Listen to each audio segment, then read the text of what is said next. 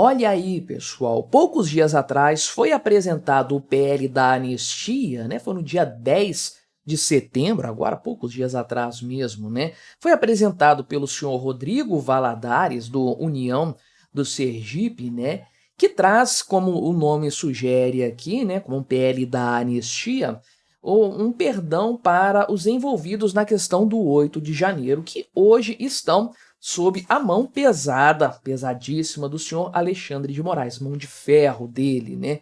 Muitos dos quais condenados já a 17 anos de prisão por conta do que aconteceu lá, uma coisa completamente absurda, né? Então, esse é um PL muito importante por vários motivos. Primeiro, porque ele dá mais justiça legal para as pessoas envolvidas ali, inclusive muitas das quais não têm absolutamente nenhum problema legal de fato, né? Não cometeram nenhum crime, mas estão envolvidas nessa história, presas sabe-se lá há quanto tempo, né? Então é importante, justamente por dar justiça a essas pessoas, livra o Bolsonaro do problema de acusação de golpe que está pairando sobre a cabeça dele já como uma carta na manga do establishment atual e, especialmente, tira poderes também do Alexandre de Moraes. Muito interessante isso aqui, vamos dar uma analisada nesse PL e ver se de fato tem chance de isso ir para frente. Mas antes, não se esqueça de se inscrever aqui no meu canal se você ainda não for inscrito, e se você quiser colaborar financeiramente com o meu trabalho, você pode se tornar membro patrocinador aqui do meu canal, com valores a partir de R$ 1,99 por mês. Você me ajuda bastante dessa forma, pode ter certeza disso, né? Então, o texto foi apresentado poucos dias atrás, hoje é dia 13, né? Sexta-feira, 3 dias atrás, o texto foi apresentado, portanto, né? E o que traz essa proposta, esse projeto de lei aqui, né? Tá lá no início ainda na Câmara dos Deputados, né? O texto diz o seguinte, que vai ser concedido perdão judicial, ou seja, né, acabou totalmente qualquer pendência com a justiça, a todos que participaram de eventos subsequentes ou eventos anteriores aos fatos acontecidos em 8 de janeiro de 2023, desde que mantenham correlação com os eventos acima citados, né? Então, ou seja, né, inclusive aqui, o Bolsonaro não estava presente no Brasil nesse momento aqui, né? Mas, enfim, o que acontece, né? A partir disso aí, né, o pessoal ali tentou ligar o Bolsonaro com essa questão, porque o Bolsonaro postou um vídeo ali, depois apagou, sobre a questão do TSE nas eleições, a atuação do TSE e tudo mais, e o pessoal fica, de forma absurda, é claro, como pontua o pessoal da defesa do Bolsonaro, né, que o pessoal fica tentando conjecturar que o Bolsonaro tentou arquitetar um golpe de Estado, né? Obviamente nós sabemos que isso não procede, nada disso aconteceu, né? Primeiro que não faz nem sentido haver golpe de Estado contra prédios de instituições aí, né, republicanas que estavam vazios no dia e não tinha participação de exército, da força, né? O povo ali, um punhado de pessoas entrando em prédios vazios vai derrubar o regime. Enfim, não faz o menor sentido aí, né? Enfim, fizeram uma série de conjecturas completamente absurdas a partir daí. Então, né, esse projeto de lei aqui acaba de vez com a possibilidade do Bolsonaro ser responsabilizado nessa história, porque ele, inclusive, aqui compreende os crimes com motivação política ou eleitoral ligados ao caso, né? Ou seja, ainda que o Bolsonaro seja implicado nessa história e que os atos dele, as publicações e tudo mais, sejam consideradas como atos políticos, né, ou contrários às eleições de 2022, aos resultados das eleições, ainda assim ele vai ser anistiado nessa história, mas especialmente vai beneficiar os manifestantes, aqueles que estavam presentes lá, efetivamente, fisicamente presentes nos acontecimentos do 8 de janeiro, além de outros que nem estavam diretamente envolvidos, mas indiretamente estavam participando, né? Pessoas que divulgaram os atos nas redes sociais, o pessoal que prestou apoio para os acampamentos que foram montados em frente aos quartéis, né? Ou seja, gente que levou comida, gente que transportou as pessoas até lá, né? Hoje todos estão implicados nisso aí, né? Então, essas pessoas poderão ser beneficiadas, perdoadas, anistiadas com esse projeto de lei, caso ele seja aprovado de fato, né? Obviamente, isso aqui não se aplica a pessoas que tenham causado algum dano de fato aí, né? Por exemplo, aqui, atentado contra a vida de outras pessoas durante o ocorrido, né? Causado incêndios, enfim, pessoas que cometeram crimes reais naquele momento ali, né? Também os que danificaram patrimônio público vão continuar sendo punidos, né? Só que aqui tá o grande ponto também para essas pessoas, né? O que acontece? Muitos foram condenados a 17 anos de prisão, né?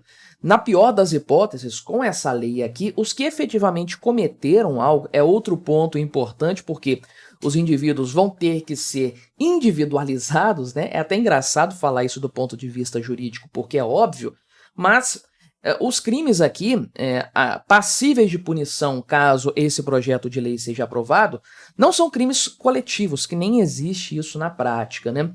Mas as responsabilidades vão ter que ser individualizadas. E no pior dos cenários, a pena é de 3 anos, ou seja, o que temos hoje, pessoas condenadas a passar aí, em muitos casos, o resto da vida, porque tem pessoas idosas condenadas de forma cruel pelo STF, cidadãos comuns sendo julgados pelo STF e condenados a 17 anos de prisão, isso não vai existir mais, né? Além disso, outro ponto importantíssimo, se essa lei for aprovada aí, os inquéritos, né, essas ações penais, vão sair do STF. Outra coisa importantíssima, não deveriam estar lá, né? Vão descer para as instâncias em que elas deveriam estar e, obviamente, o Xandão vai sair dessa jogada aí. E as medidas que foram tomadas vão ser extintas, né? Prisões preventivas, retenção de passaporte, tornozeleira eletrônica, bloqueio de perfis em redes sociais e tudo mais aí, né? Então, todos os casos que ainda estão no STF imediatamente seriam remetidos para a primeira instância, né? Então, aí o que acontece? A situação volta para onde ela deveria estar de fato, com a questão da individualização das penas, né? E aqui o ponto mais interessante, eu diria, né, o mais relevante no longo prazo, que é a responsabilização, né, a criminalização de juízes por abuso de autoridade se eles continuarem investigando ou derem início a novas investigações relacionadas ao dia 8 de janeiro lá de 2023, né? Então, né, inclusive aqui, o que o Moraes fez nesse caso não vai poder ser feito mais com essa lei proposta aí, né? Porque o tal do crime multitudinário, que foi uma invenção desse caso aí, né? Punir todo mundo que estava lá da mesma forma, tá todo mundo participando da tentativa de derrubar o governo, né? Crime de multidão, né? Isso aí vai ser extinto com esse projeto de lei aqui, né? Então, só será punido quem, de forma individual, tiver alguma culpa realmente nesse caso aí, né? Então, realmente, isso aqui é uma situação bastante plausível, eu diria, e hoje necessária. Agora, se vai acontecer de fato ou não, né? Aí é um ponto a ser levantado, porque, obviamente, né, na melhor das hipóteses, ou seja, deputados aprovaram, senadores aprovaram, Lula sancionou isso aí, né? No melhor dos cenários, isso acontecendo, o STF pode ainda ser provocado por alguém, um PSOL da vida, né? Ou qualquer outro grupo aí de esquerda e tudo mais, né? Para avaliar a constitucionalidade dessa lei. Eventualmente, isso pode ser declarado inconstitucional, a lei cai e nada muda, né? Não é impossível isso aí acontecer. Então, realmente é uma situação bastante possível de acontecer, não deveria ser possível, né? Porque é uma lei que, obviamente, fala diretamente contra o STF, limita os poderes do STF, que é um órgão diretamente interessado nessa situação atual.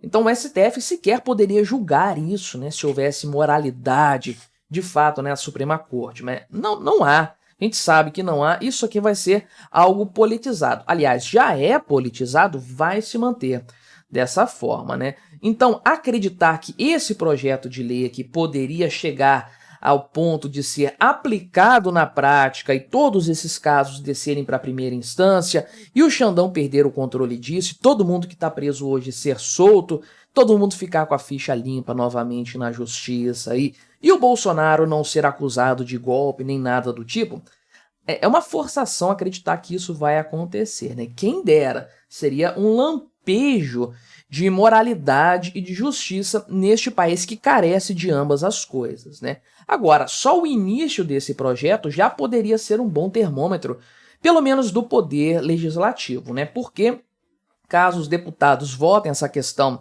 e tem peso para isso acontecer dentro do Congresso hoje, porque eu diria que pelo menos metade dos deputados estaria disposta, ou estariam dispostos, né? As duas formas acho que são corretas, né? Estariam dispostos a votar favoravelmente a esse projeto, nós poderíamos medir a força que o Congresso Nacional tem em peitar o STF em uma matéria que não é diretamente ligada aos Supremos Ministros. Não é um pedido de impeachment, não é nada daquelas PECs que vão limitar diretamente o poder geral do STF. Isso aqui é um ponto específico de um caso específico apenas. É menor, portanto, né? Não vai prejudicar a vida dos ministros em nada daqui para frente, obviamente, né? Mas é um ponto ainda de atrito entre os dois poderes. Vai ser interessante ver isso na prática acontecendo, medir os efeitos disso aí, e é claro, né? Torcer para que isso seja aprovado, nós torcemos, mas é um longo caminho que tem pela frente aí para que a justiça seja praticada no Brasil. Mas me diga aí o que você achou dessa minha análise, colabore com o nosso debate, se inscreva no meu canal se você ainda não for inscrito e até a próxima.